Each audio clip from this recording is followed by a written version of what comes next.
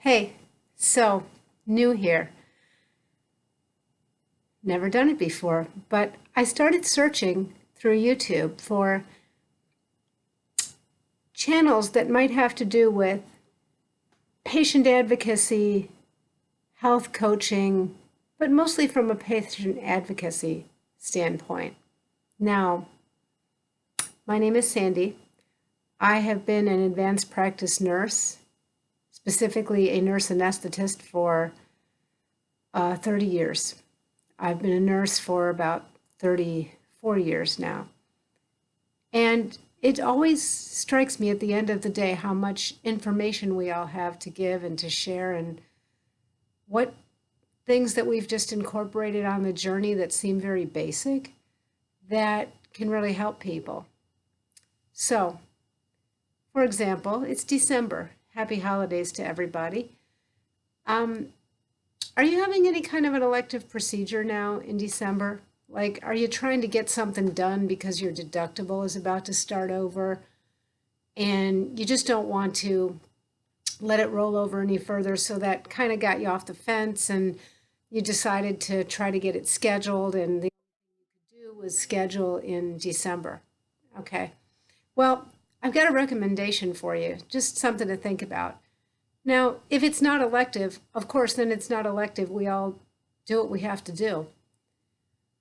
But as elective procedures go, in my opinion, having spent over 30 years in operating rooms, it's really better not to have that routine screening colonoscopy in December, okay? Because that's a time when everybody's overbooked for the reason I just stated, because everybody's trying to get in, because everybody's met their deductible and they don't want to have to pay it again, which they're going to pay it again anyway, let's be honest. So everybody begs and pleads, please let me in. And of course, most practices try to accommodate their patients. And what happens is in December, elective procedures, especially in these physician-owned outpatient surgery settings, and that's a whole other story we'll talk about, they get double booked. They're booked. They're doing 50 to 75% more procedures per day throughout the month of December than any other time. So what do you think happens? There's more mistakes. There's tired staff. People want to get home. They have guests coming in for the holidays. All these people who are working, they're all people too with their own lives. And your doctors get cranky, and things get done rather quickly, and everything gets behind, and then people get angry, and you're sitting in the waiting room, and the list goes on and on.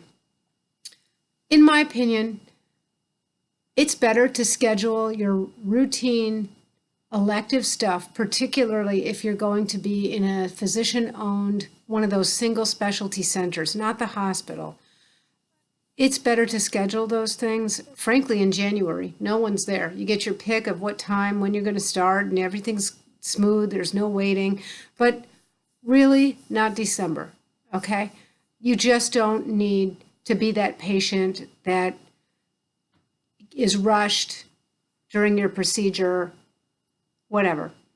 So that's the first part. The second part we're going to talk about, and that'll be in my next video, is going to be about the benefits and the risks of the single specialty surgeon-owned centers. Okay, are you having your fracture or your joint, your arthroscopy done in a place that's owned by your surgeon?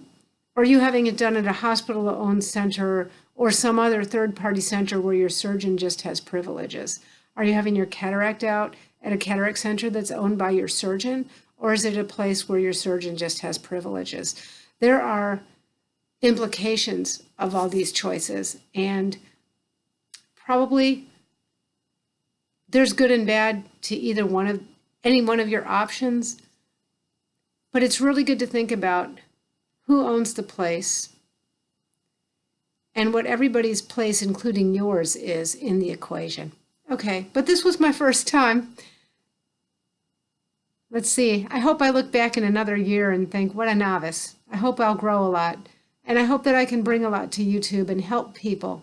I want to help with patient advocacy, and frankly, with some of the more integrative aspects of our health. There's plenty of people out there talking about intermittent fasting, for example. I've been practicing that since before it was a household word, about 10 years now. And I've watched my own personal health get a lot better. And those are some of the people I've helped. But I think I can reach many more people through YouTube. And I'm happy to do it. So let's see if we can start a journey together, shall we? So again, my name is Sandy, and thank you for allowing me to introduce myself.